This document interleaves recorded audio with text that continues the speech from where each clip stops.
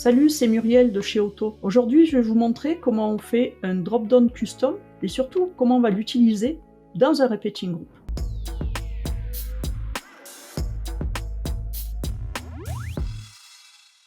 Je vous fais découvrir le projet. Donc du coup, nous avons un repeating group avec des personnes, avec le nom complet, le poste, l'équipe et l'email. Dans un précédent tutoriel, je vous avais montré comment on filtrait sur tous les champs texte qui étaient sur le nom complet, le poste et l'email. On ne pouvait pas filtrer sur équipe. Je profite du coup de ce tutoriel pour vous montrer comment on va réaliser un drop-down custom qui se trouve ici, où dedans on affiche l'équipe et que cette équipe, quand on la sélectionne, on ait bien le repeating group qui soit filtré en fonction de l'équipe sur laquelle on recherche. Maintenant, on va passer du coup à Bubble pour pouvoir voir comment on met en place ceci. Donc dans Bubble, là, j'ai un groupe qui me permet de mettre mes différents champs de filtre et le repeating group en dessous. Je vais donc créer le custom drop-down. Pour cela, je vais mettre un groupe que je vais mettre juste à côté de mon autre groupe. Donc lui, je vais l'appeler groupe drop-down. Ce groupe drop-down, du coup, je vais lui mettre 230 pour que ce soit équivalent à celui-là. Je crois que c'est 230 et 50 de haut. Et je vais mettre 50 de hauteur. Je vais mettre mon drop-down en RAW pour que je puisse avoir le texte à gauche et à droite la petite flèche. Et pour le moment, je vais le mettre en space between pour que je puisse avoir les deux de chaque côté. Maintenant, je vais le centrer dans mon groupe. Hop, voilà. Maintenant, je vais pouvoir aller mettre mon texte à l'intérieur. Donc là, je vais ajouter un visual element texte à l'intérieur de mon groupe drop-down.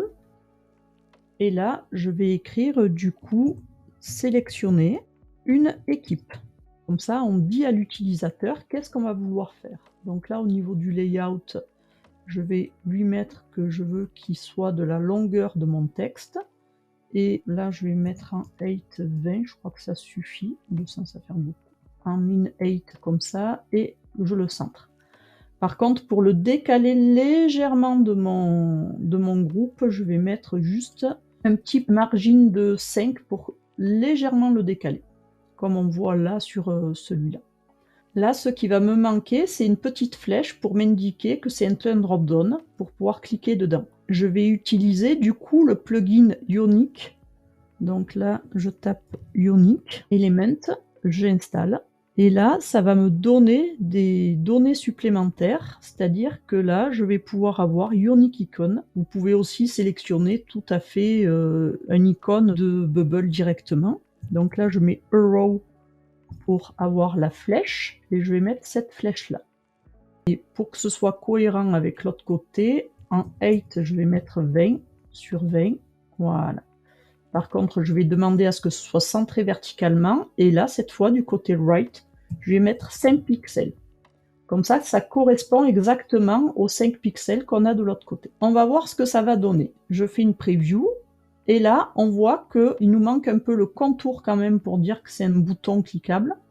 Et on a bien sélectionné une équipe avec la petite flèche, après le reste cohérent. Donc, au niveau de l'apparence de mon groupe, je vais aller changer un petit peu le style, mais ça va être que pour celui-là, pour moi, dans mon cas. Donc, du coup, je mets le solide avec un roundness de 5 et on va visualiser de suite ce que ça donne. Voilà, on voit déjà un peu plus que c'est de type bouton, sauf que pour le moment, on peut aller dessus et ça fait rien du tout. Donc la particularité d'un drop-down, c'est que lorsqu'on va cliquer sur ce bouton, donc sur ce drop-down, on va avoir un élément en dessous qui va s'afficher. Pour ça, on utilise un container et on va utiliser un groupe focus. Le groupe focus, je vais le tirer, hop, je vais le créer là-dessous pour le moment. Et là, vous voyez que, donc je vais l'appeler groupe focus drop-down et il me demande sur quel élément je veux qu'il fasse référence. Donc moi, ça va être à mon groupe drop-down. Et vous voyez qu'il se cale directement en dessous. Maintenant, ce que je vais aller faire, c'est au niveau du layout, là c'est 230, et pour le moment, la hauteur, on va le laisser comme ça, on va le bouger dès qu'on va un peu regarder la hauteur, dès qu'on l'enlèvera de fixe du moins. Maintenant, au niveau de mon visuel de mon groupe focus, du coup, je vais faire un petit remove, flat color, je vais pas la mettre de cette couleur, je vais vouloir hop, la mettre légèrement grisée. Je vais juste customiser le groupe focus lié à mon groupe drop-down qui est au-dessus. Là, je vais mettre un roundness de 50 et je vais faire un shadow outset pour que ce soit à l'extérieur. Le shadow, je vais peut-être le mettre noir avec très peu de transparence. Je vais lui mettre peut-être 6 de transparence pour vous le voir ce que ça donne. Quand je vais cliquer sur mon groupe, je vais vouloir faire afficher le groupe focus. Donc, dans groupe drop-down is clicked, je vais faire Element Action, Toggle, et je vais toggle mon groupe focus. Donc, on peut taper pour nous aider groupe focus drop-down, et comme ça, il s'affichera. On va aller regarder de suite ce qu'on a fait. Là, je clique sur mon drop-down, et j'ai bien mon drop-down qui est affiché dessous. Je vais le mettre blanc. Voilà, je clique. Je vais le laisser comme ça dans un premier temps. Maintenant, ce qu'on aimerait bien avoir, c'est avoir la liste de nos équipes qui s'affiche dynamiquement en fonction des équipes qu'on a dans notre base de données. Donc là, je vais ajouter, dans le groupe focus, je vais ajouter un repeating group. Ce repeating group, déjà, je vais vouloir qu'il affiche, donc je reprends juste au niveau de ma base de données pour vous expliquer. Dans user, il y avait plein de champs qui étaient de type texte, et le type team, donc équipe, c'était de type team. Donc du coup, c'est ce que je vais vouloir afficher au niveau de mon repeating group. Donc là, dans mon repeating group, je vais lui dire que je vais afficher des données de type Teams et do a search for Teams. Au niveau du layout, là, je vais enlever le nombre de rows, je vais lui mettre 50 en hauteur, une colonne, et par contre, au niveau du layout, pour que ça réagisse bien au nouveau responsive, là, le fixe, je vais le mettre en colonne. Comme ça, vous voyez qu'il se met directement en haut à gauche. Je ne vais pas le centrer. Par contre, mon repeating group, je vais lui dire que je ne veux pas qu'il ait le with, le fixe, je veux qu'il soit maximum. Donc, vous voyez qu'il s'est mis, là, je peux mettre 150.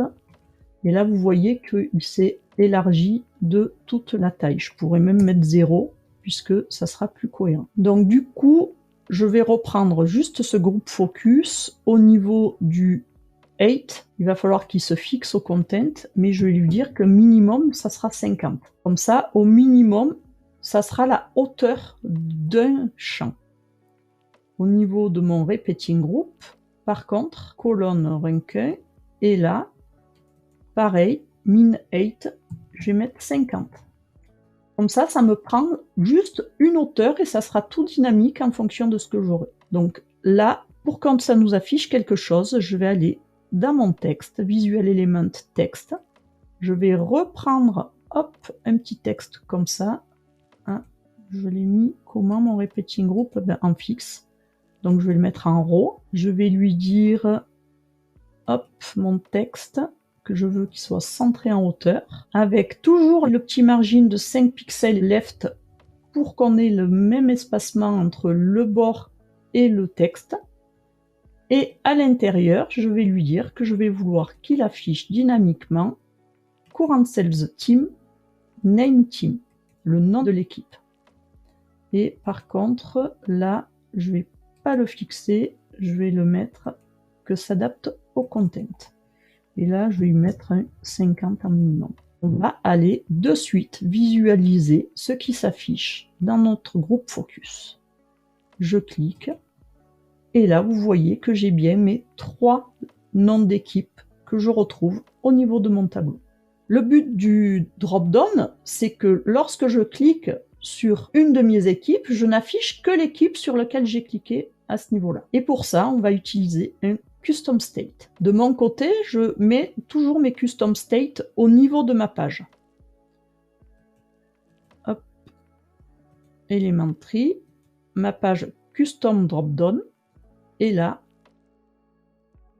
créer un state qui va s'appeler Search Team, qui va être de type Team.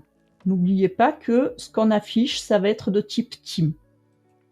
Le but va être maintenant que lorsque je clique sur une cellule du Repeating Group, je vais stocker dans ce Custom State la valeur que j'ai gardée. Donc là, je vais au niveau de mon texte,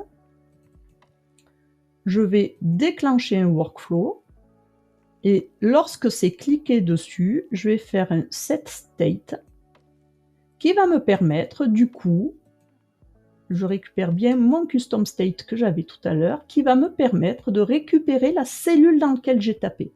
Et c'est ça qui est important. OK?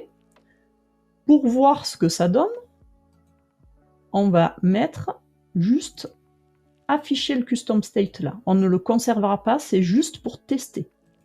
Donc là, comme tout à l'heure, je vais afficher le nom de ma page, custom dropdown, search team, name team. Je vais tester. Donc là, j'ai mon dropdown, je clique dessus et je clique sur communication. Vous voyez que j'ai bien communication qui s'est affichée. Si j'appuie sur marketing, ça sera marketing.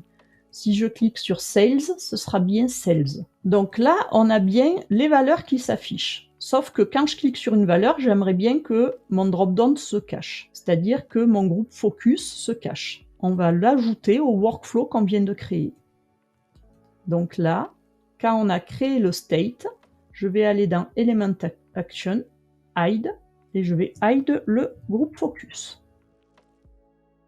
On va le tester de suite. Je recharge ma page. Et là, quand je clique sur sélectionner une équipe, je clique sur marketing et mon groupe focus se cache bien. Donc c'est bon. Au lieu d'avoir la valeur sur laquelle j'ai cliqué à l'extérieur de mon drop-down, moi j'aimerais bien que ça me modifie cette valeur-là. Et d'ailleurs, sélectionner une équipe, pour moi, ça serait quelque chose qui est un placeholder. Donc je vais le faire d'abord gris. On va agir sur ce groupe. Au niveau du coup du texte qui est à l'intérieur, je vais le remove. Ce sont des styles que vous pourrez rajouter directement dans votre onglet style, mais pour plus de facilité, je le fais directement là. Et moi, je vais demander à ce qu'il soit gris. Hop, on va aller voir ce que ça donne. Donc ça sera pour simuler le placeholder, comme là. Là, vous voyez qu'il y a le placeholder, et là, c'est pas mal, on voit bien que c'est un placeholder.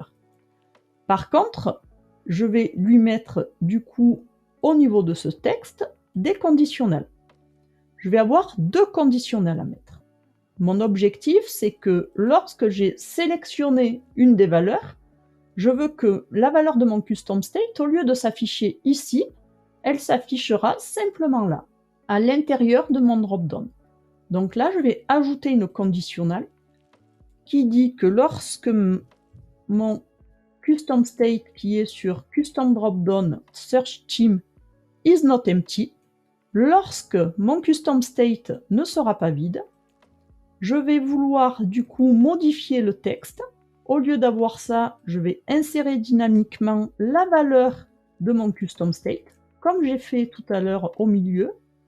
Donc, hop, custom state, search team, et je vais afficher le nom de ma team. Déjà, on va regarder si ça s'affiche correctement. Je clique dessus, je choisis une team, et là, ça s'affiche bien. Par contre, dans l'idéal, quand c'est une vraie valeur, j'aimerais bien que ce soit noir comme le reste. Donc, font color. Là, on peut mettre du coup le noir. On va retester, et ce côté-là, au niveau design, on sera pas mal. Donc je clique, là c'est bien gris, et lorsque je mets marketing, on a bien marketing là. Communication, sales, ça fonctionne. Donc je vais pouvoir retirer maintenant mon custom state affiché au milieu. Par contre, ce qui me manque, c'est que je puisse filtrer mon repeating group en fonction de la valeur de mon drop-down. Donc là, j'ai tout qui s'affiche, et là, je vais vouloir afficher que la team marketing.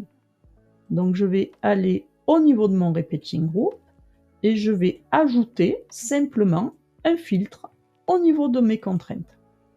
Je vais lui dire que il va falloir que team soit égal à la valeur de mon drop-down. Donc mon drop-down, n'oubliez pas, je le stocke la valeur au niveau de mon custom state. Donc custom state, custom drop-down qui est sur la page search team. Et là, le filtre est posé. Mon custom state est vide. Marketing, j'ai bien mon équipe marketing qui s'affiche.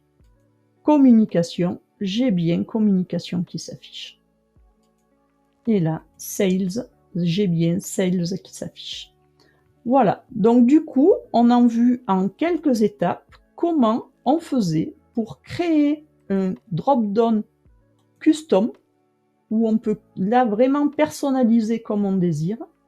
Et on a vu comment, du coup, on pouvait filtrer notre repeating group en fonction de la valeur récupérée au niveau de cet élément en utilisant une custom state. Si tu veux aller plus loin, n'hésite pas à regarder sous la vidéo, tu as un lien sur l'application de auto.co.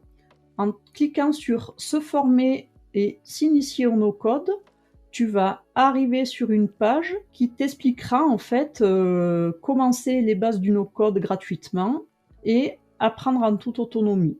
C'est un programme qui est d'à peu près 12 heures sur Bubble et sur Adalo. Donc tu as différents chapitres juste en dessous.